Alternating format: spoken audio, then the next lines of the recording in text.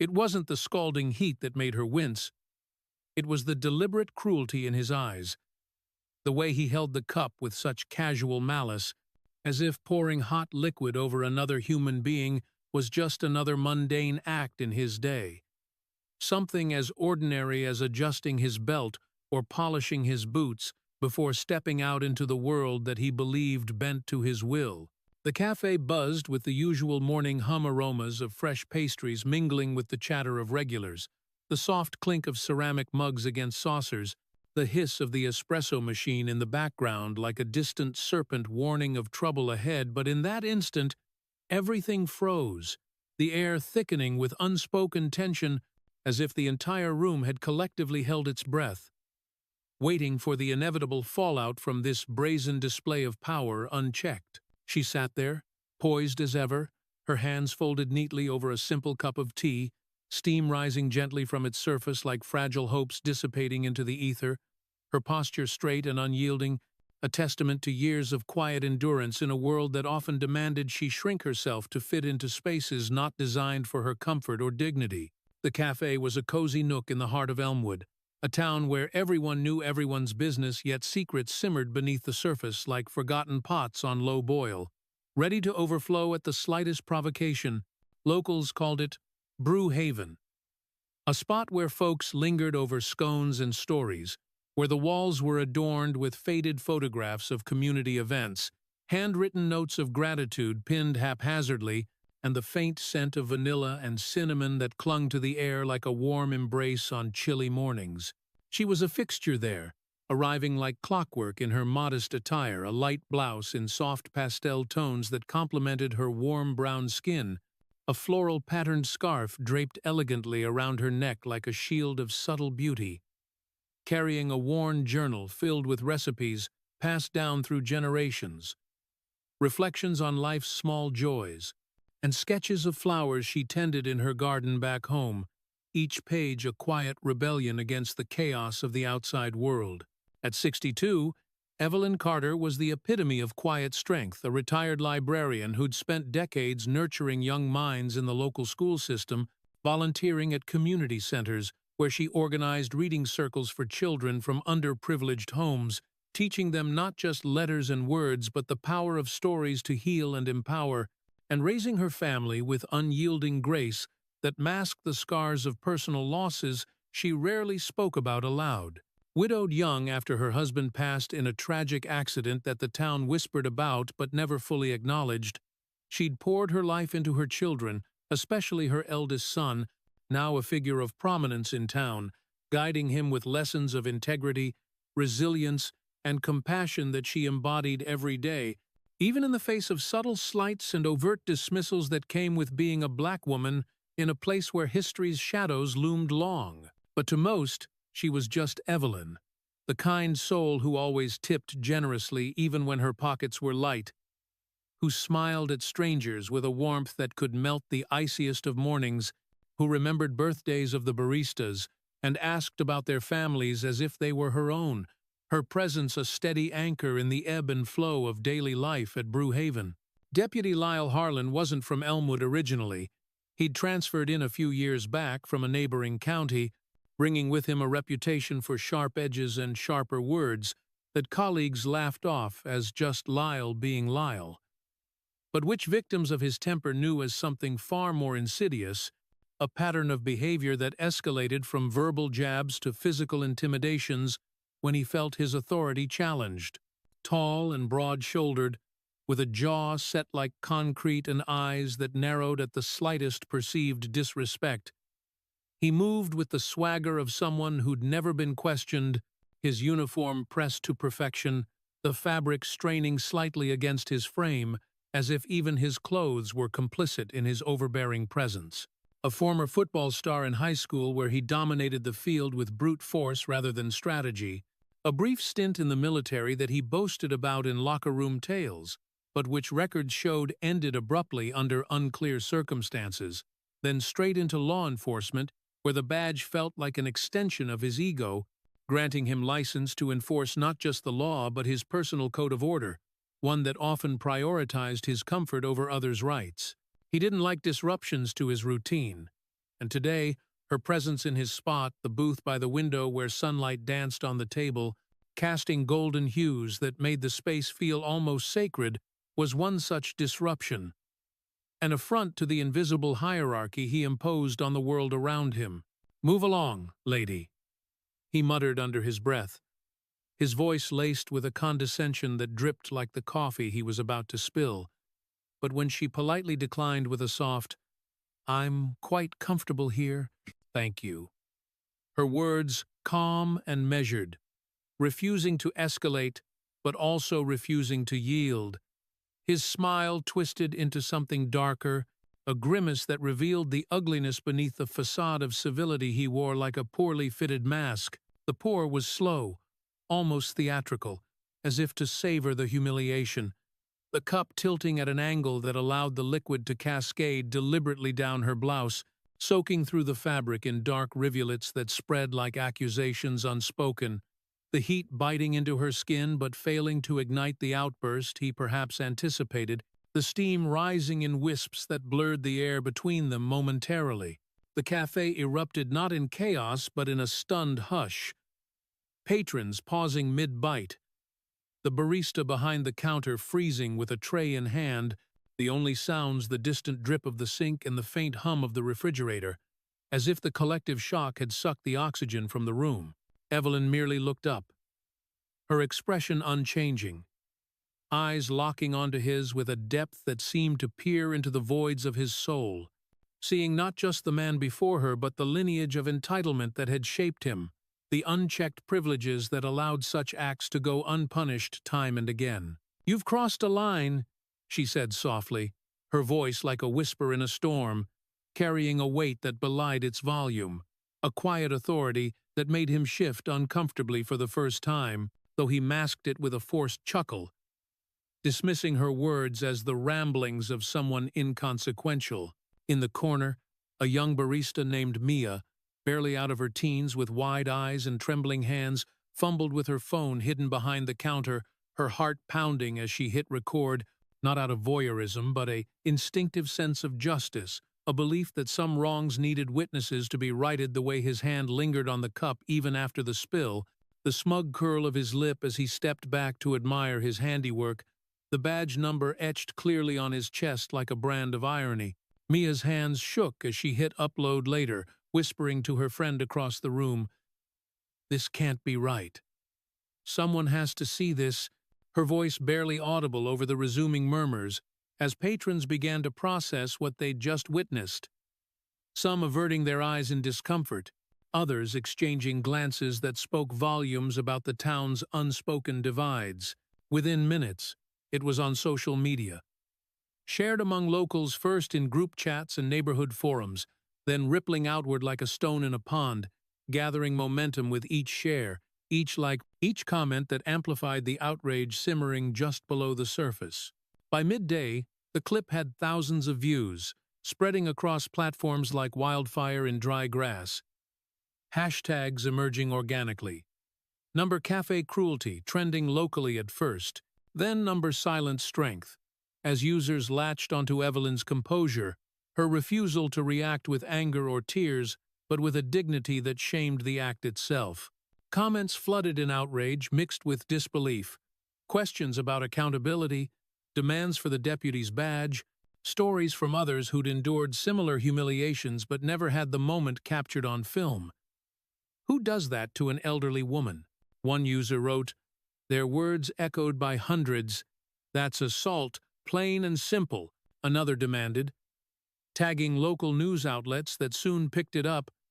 framing it as a stark example of unchecked power in small-town America, a microcosm of larger systemic issues that plagued the nation. But what elevated it from local scandal to national firestorm was the detail Mia had zoomed in on during the recording. A faded photo on the cafe's wall, part of a community tribute board cluttered with flyers for bake sales and lost pets, showing a man in crisp uniform, smiling proudly with an arm around an older woman who looked remarkably like Evelyn, the caption reading, "Honoring our police chief, raised with love by Evelyn Carter," a simple acknowledgement of family ties that now exploded into relevance, turning the spill into something far more personal and profound. The silence that followed the spill wasn't just in the cafe. It echoed through the town, a palpable tension that hung in the air like fog rolling in from the nearby river, Harlan laughing it off initially as he strode out, adjusting his hat with nonchalance, rushing past the stairs as if they were mere annoyances, having no idea the woman he'd dismissed as irrelevant was the mother of Chief Darius Carter, the first black police chief in Elmwood's history, a man who'd risen through the ranks with a reputation for fairness and reform, now thrust into a crisis that blurred the lines between personal vendetta and professional duty. Darius, who'd overcome barriers of his own to reach his position, now faced the unimaginable. His own mother's dignity trampled by one of his officers, a betrayal that cut deeper than any professional setback. As the video spread, calls poured into the station, demands for action from civil rights groups, questions about bias from reporters sniffing a story, anonymous tips from residents who'd long suspected Harlan's temperament,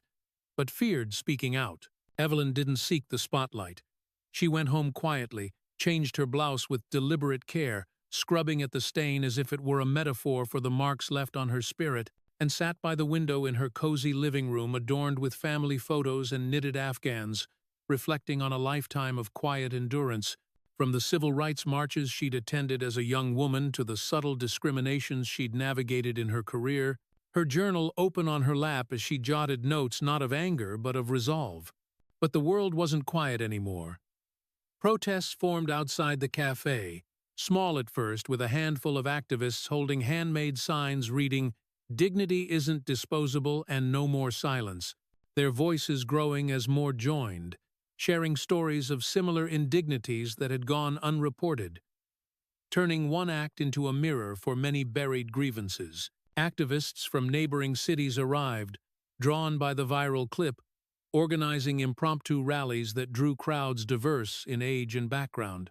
United by a shared sense of injustice, Darius watched the video in his office, the screen illuminating his face in the dim light, his fists clenched so tightly that his knuckles whitened, the pain visceral and raw as he replayed the moment over and over, seeing not just the spill but the culmination of systemic flaws he'd vowed to address when he took the oath. "This ends now," he vowed aloud to the empty room, picking up the phone to call Harlan in for what would be a confrontation laced with controlled fury. His mind already racing ahead to the investigations that must follow, the reforms that could no longer wait. The deputy arrived cocky as ever, gum snapping between his teeth like a metronome of indifference, slouching into the chair across from Darius' desk until the chief played the clip on his computer, the sounds of the cafe filling the room, the muffled gasps, the drip of coffee. Evelyn's soft words. "You didn't know who she was?" Darius asked, his voice steady but eyes blazing with a fire that Harlan had never seen. A mix of paternal protectiveness and professional outrage that made the deputy squirm for the first time. Harlan stammered, "Just a joke, Chief, no harm meant,"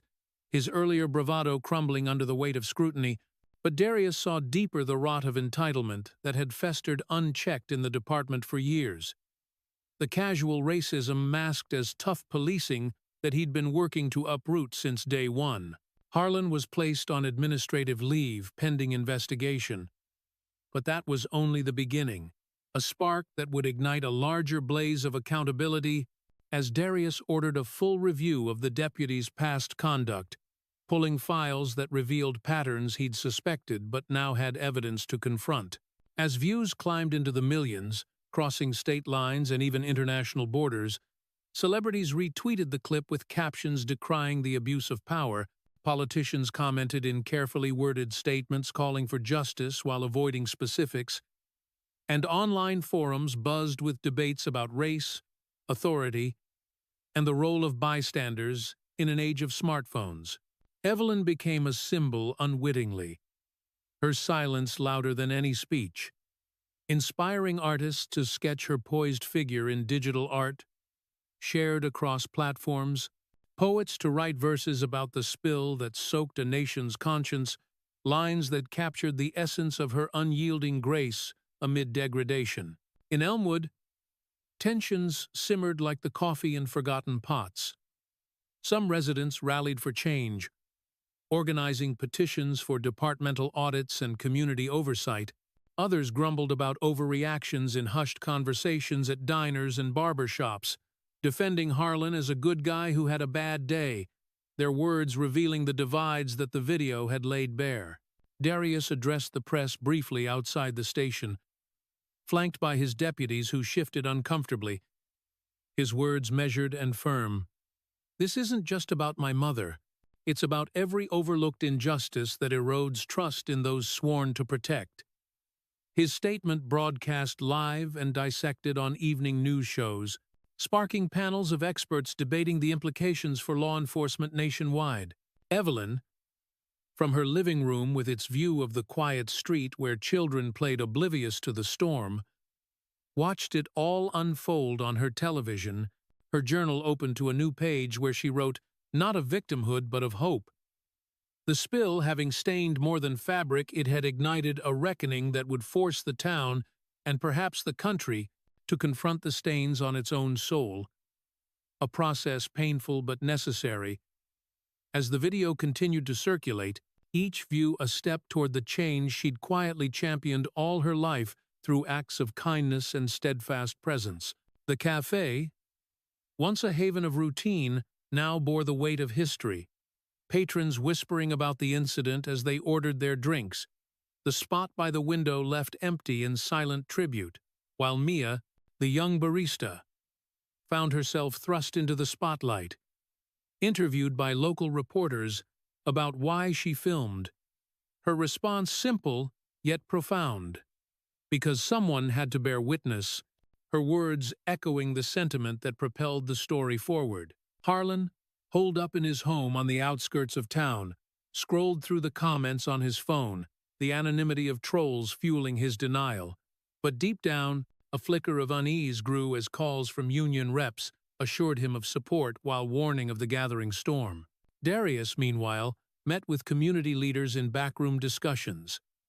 mapping out strategies for reform that went beyond one deputy mandatory training on implicit bias,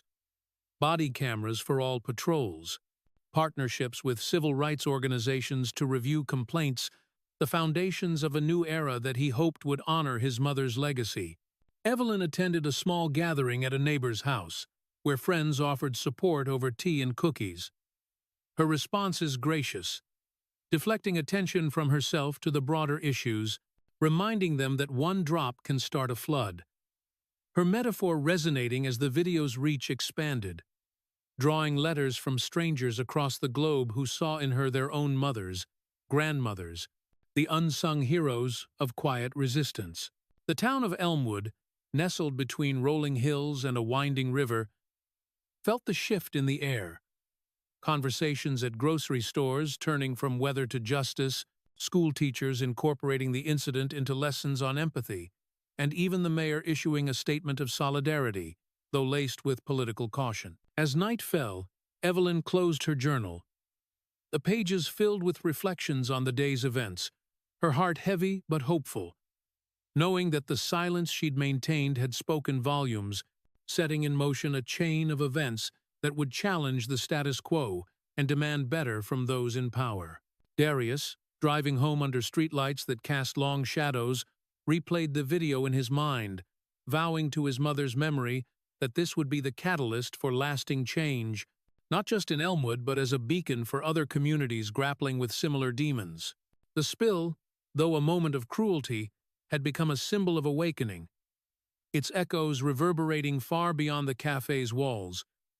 urging society to pour out the old ways and brew something new, grounded in equity and respect for all. Approximately 12,500 characters. The video's virality was like a match to dry tinder igniting a forest fire that no one in Elmwood could have anticipated, but the real blaze erupted not on the streets where protesters gathered with their flickering candles and impassioned chants, nor in the digital realms where hashtags multiplied like weeds in untended soil, but behind the closed doors of the Elmwood Police Department, where the air grew thick with suspicion and the weight of unspoken accusations hung like smoke from a smoldering ember. threatening to choke out the fragile bonds of camaraderie that had once defined the force. Darius Carter, his sleeves rolled up in his dimly lit office that smelled faintly of stale coffee and printer ink, pored over files, long buried in dusty cabinets, tucked away in the basement archives, their metal drawers groaning in protest as he yanked them open, revealing stacks of yellowed reports and handwritten notes that chronicled a history of grievances dismissed with bureaucratic nonchalance, each page a silent testament to the systemic flaws he had inherited upon taking the chief's badge. Flaws that now demanded reckoning under the harsh glare of public scrutiny that the viral clip had unleashed upon them all. Harlan's act wasn't isolated, a rogue wave in an otherwise calm sea, but rather a symptom of a deeper malaise festering within the ranks, a culture where favoritism shielded the reckless, overlooked complaints piled up like unread mail, and a code of silence thicker than the reinforced walls of the precinct itself protected those who bent the rules to fit their prejudices, allowing small infractions to snowball into patterns of abuse that eroded community trust one unchecked encounter at a time. As chief, Darius had always known the department's underbelly existed, whispers of it reaching him during late-night shifts or in the guarded glances of veteran officers. But now, with the world watching through the lens of that shaky phone footage, he couldn't afford to look away or delegate the dirty work. He had to dive in headfirst, assembling a team that blended loyalty with outsider perspectives to pierce the veil of internal protections that had allowed men like Harlan to thrive unchecked for far too long. Sergeant Lena Torres, a no-nonsense veteran with sharp eyes that missed nothing and a reputation for calling out bullshit regardless of rank, became his right hand,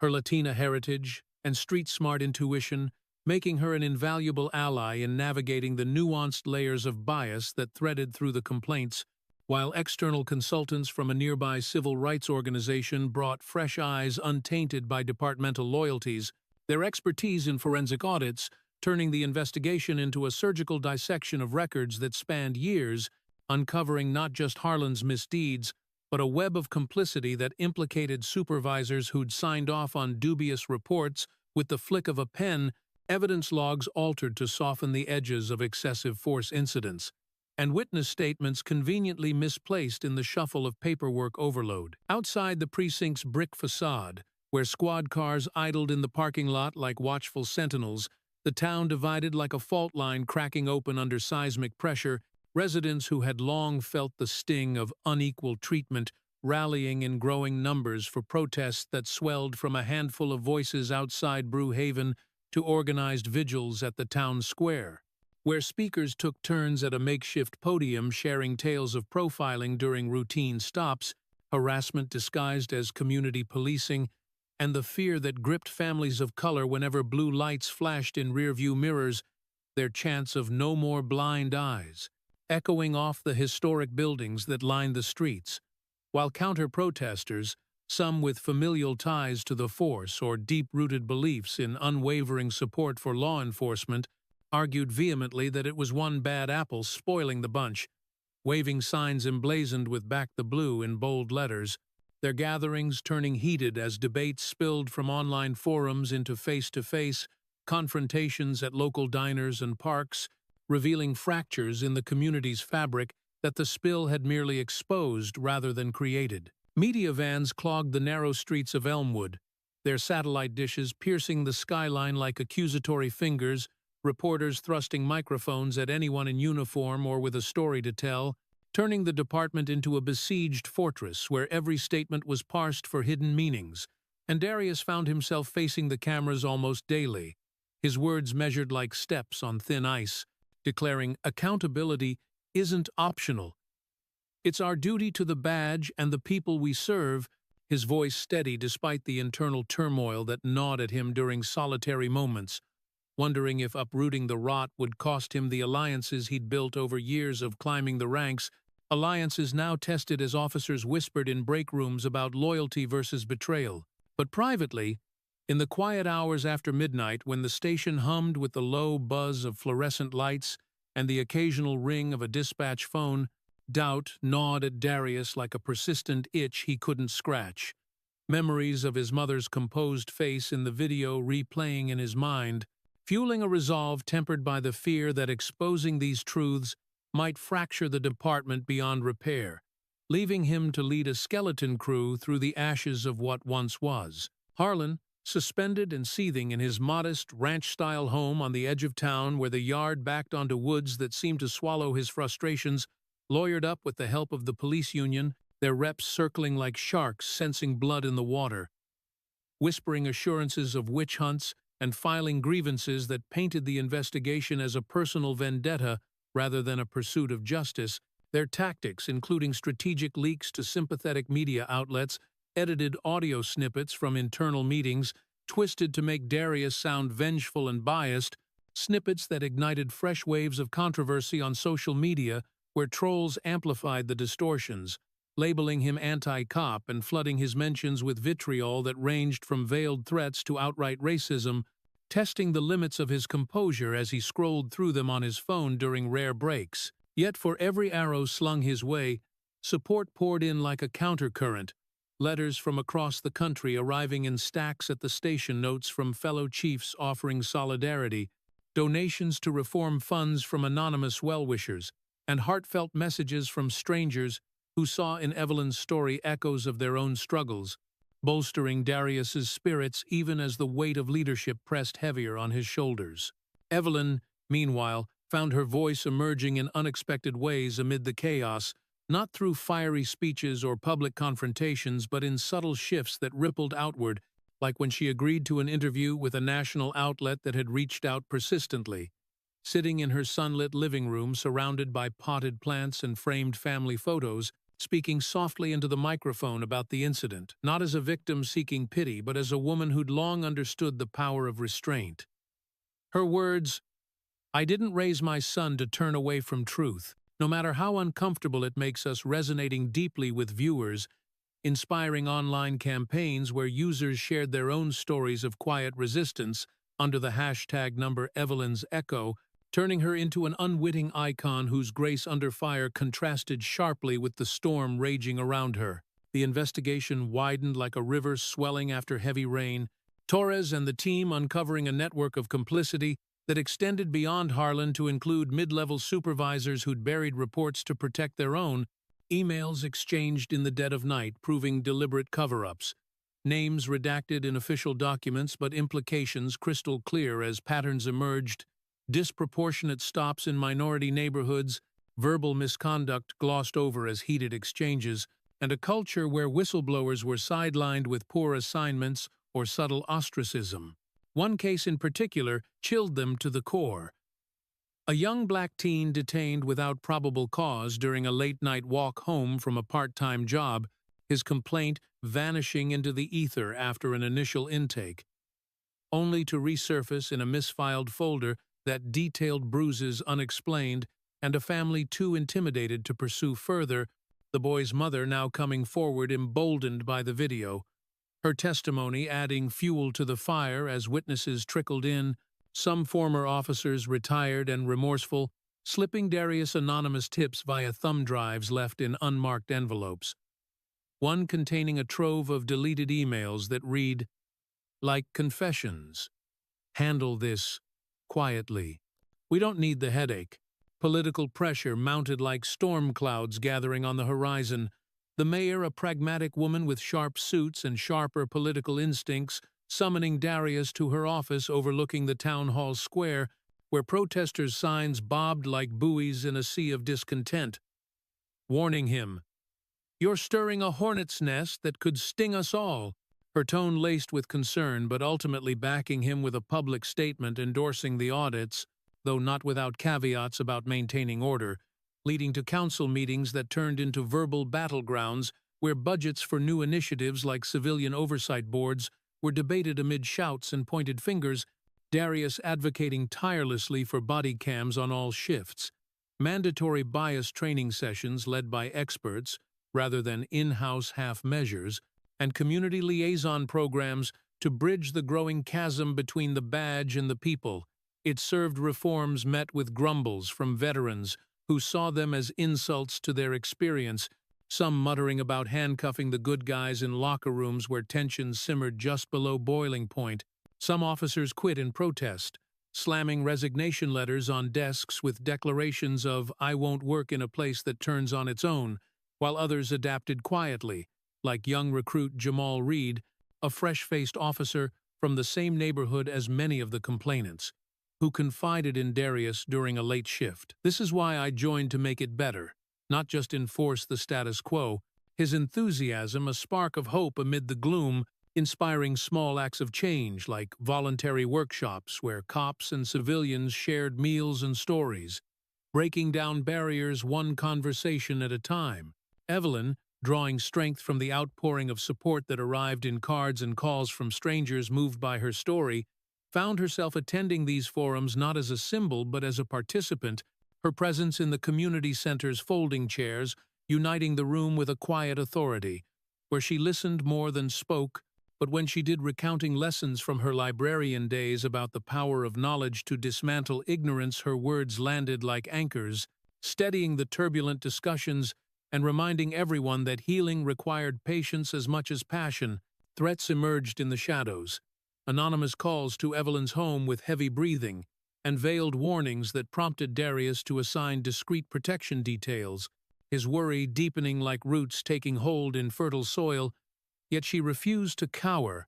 continuing her routines with a defiance wrapped in serenity, her garden blooming brighter, as if in rebellion against the darkness encroaching. As suspensions rolled out 5 officers by the end of the initial probe, their badges collected in a ceremony that felt more like a funeral than administrative procedure. The department fractured like glass under pressure, hallway stairs turning hostile, morale plummeting to depths where productivity suffered and overtime requests spiked.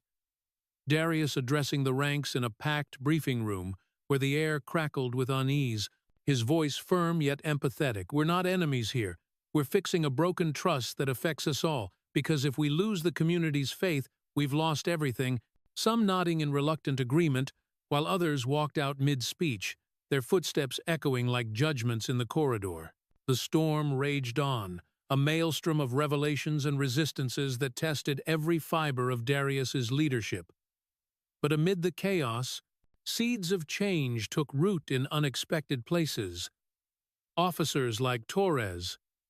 mentoring rookies on ethical policing, community members, volunteering for ride-alongs to see the job's complexities firsthand, and Evelyn's subtle influence weaving through it all. Her story no longer just a spill, but a catalyst for dialogues that bridged divides long ignored. The badge, once a monolithic shield for wrongs both petty and profound, now faced the unrelenting light of scrutiny, its shine dulled, but its purpose potentially redeemed through the hard work of those willing to confront the reflections staring back at them, as Elmwood navigated the tempest toward a horizon where justice wasn't an abstract ideal, but a lived reality forged in the fires of accountability and compassion. Approximately 12,800 characters. With the investigations concluding like a storm, finally breaking into scattered showers that left the ground fertile for new growth, Elmwood emerged not as a battle-scarred relic of its former self, but as a town transformed in subtle yet profound ways. The spill's ripples reshaping not just the contours of the police department, but the very soul of the community that had once taken its quiet complacencies for granted, fostering an environment where dialogues flourished in unexpected corners and old wounds began to scar over with the tough tissue of collective healing. Darius Carter stood taller in the mirror of his modest home office, where framed certificates of commendation now shared wall space with community thank-you notes scrawled in childish handwriting, his reforms codified into ironclad policy that extended far beyond punitive measures.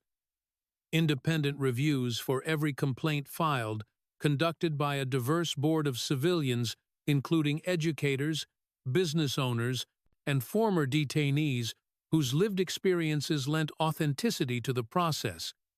Diversity hires prioritized through outreach programs that partnered with local colleges to recruit from underrepresented groups, ensuring the force mirrored the mosaic of Elmwood's population rather than a monochromatic echo of its past, and ongoing partnerships with neighborhood associations for joint workshops where officers traded their uniforms for casual attire to discuss fears and aspirations over shared potlucks, turning abstract concepts of trust into tangible relationships built on mutual respect rather than enforced authority. The suspended officers faced their reckonings in courtrooms where evidence stacked like unyielding bricks, some resigning in quiet disgrace to avoid the public spectacle of trials that dissected their careers with forensic precision, others fighting tooth and nail through appeals that dragged on like weary marathons, their defenses crumbling under the weight of testimonies from victims who'd found their voices amplified by the movement Evelyn's story had sparked, while Harlan, the unwitting catalyst whose casual cruelty had lit the fuse, saw his firing upheld definitively, his union-backed appeal denied amid a deluge of digital evidence, and eyewitness accounts that painted a portrait of habitual overreach too vivid to whitewash, leaving him to fade into obscurity in a distant town where whispers of his past followed like persistent shadows. But change wasn't a straight path paved with unanimous applause. Backlash lingered like stubborn weeds pushing through cracks in fresh concrete, union lawsuits grinding through the legal system with the slow inevitability of bureaucracy, accusing Darius of overzealousness and procedural oversteps in filings that read like desperate grasps at relevance, while pockets of resentment simmered in online groups where former officers vented anonymously, their rhetoric a mix of nostalgia for the old ways and unfounded claims of reverse discrimination that occasionally spilled into real-world vandalism like slashed tires on patrol cars or graffiti on station walls, testing the resolve of those committed to the new direction. Darius weathered these tempests with a stoicism honed from years on the beat, drawing strength from unexpected alliances. The mayor, once a cautious supporter, now championing budget increases for mental health resources tailored to first responders, recognizing that burnout and trauma fueled many of the department's past failings, local businesses sponsoring youth mentorship programs where officers like Jamal Reed coached basketball teams, turning potential adversaries into allies through sweat and shared victories on the court, and even skeptical veterans within the force who, after initial resistance, began to see the benefits in reduced lawsuits and improved public perception. One grizzled sergeant admitting over coffee in the break room, "I thought this would break us.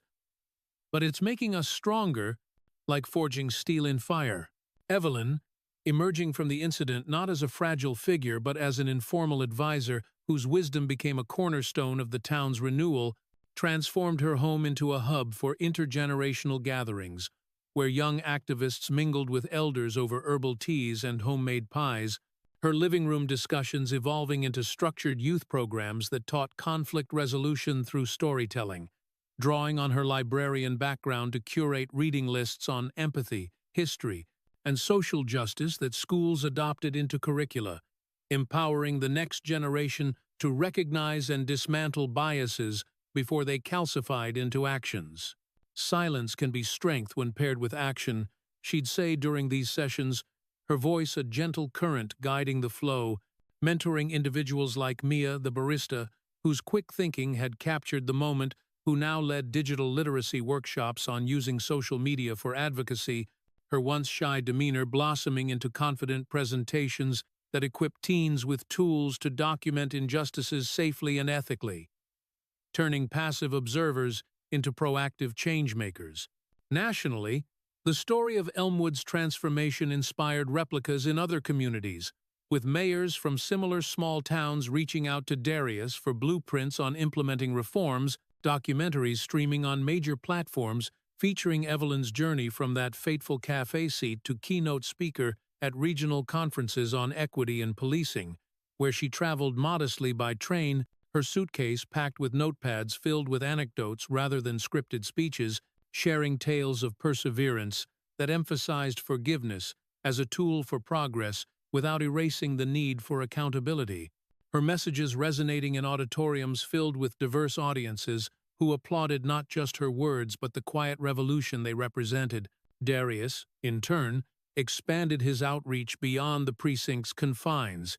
initiating school visits where he demystified the role of law enforcement through interactive sessions, answering tough questions from wide-eyed students about power and responsibility, while also prioritizing mental health support for his officers through confidential counseling partnerships that addressed the cumulative toll of the job, preventing the cycles of cynicism that had bred men like Harlan in the first place. Personal growth bloomed in quieter realms too.